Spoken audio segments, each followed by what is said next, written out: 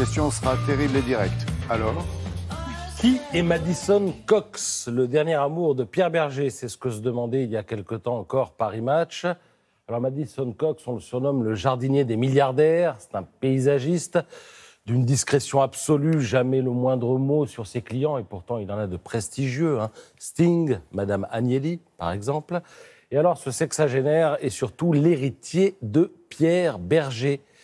Et il s'apprête, nous explique le Figaro, à tourner la page d'un grand collectionneur en mettant en vente chez Sotheby's les collections de Pierre Berger, grand mécène de l'art devant l'éternel. Alors la vente aura lieu du 29 au 31 octobre prochain. Donc si vous êtes intéressé, préparez votre porte-monnaie parce que, comme dirait l'autre, il y a du matos. Alors, une collection très éclectique que celle de Pierre Berger. Il en est question ce matin largement dans le Figaro. Les objets vont de l'Antiquité jusqu'à l'art moderne. Il y a de l'art islamique, de l'art africain, de l'art asiatique. En tout, il y aura 1200 lots regroupés en 800 numéros. L'estimation totale de cette vente, entre 5 et 8 millions d'euros, avec notamment des tableaux de Bernard Buffet, un masque de Picasso, des pièces de Lalanne, de sculpteurs ou encore des émaux de Limoges. Et puis, il y a les maisons. Alors, hôtel particulier à Saint-Germain-des-Prés, Paris, 6e arrondissement. Voici le petit salon de l'hôtel en question.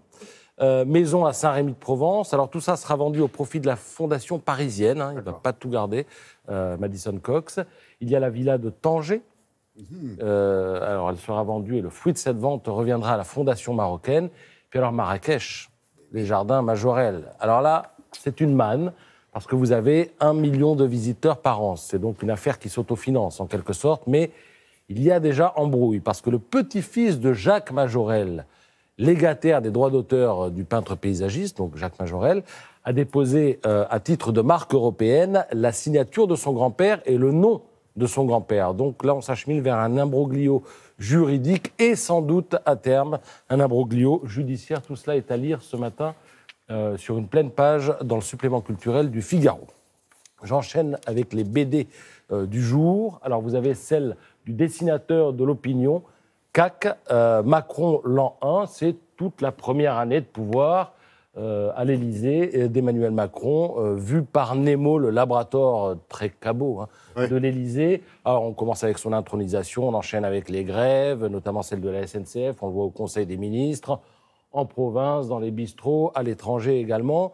Et c'est donc signé CAC, Zef pour le scénario, et De Greff s'est occupé des couleurs, avec notamment cette planche à gauche où on voit Emmanuel Macron boxer avec un amateur de boxe, puisqu'il s'agit d'Édouard Philippe, le Premier ministre. On le voit également avec le général de Villiers lorsqu'il le limoge, tout simplement. Voilà, toute cette première année de pouvoir de Macron en BD dans cette bande dessinée.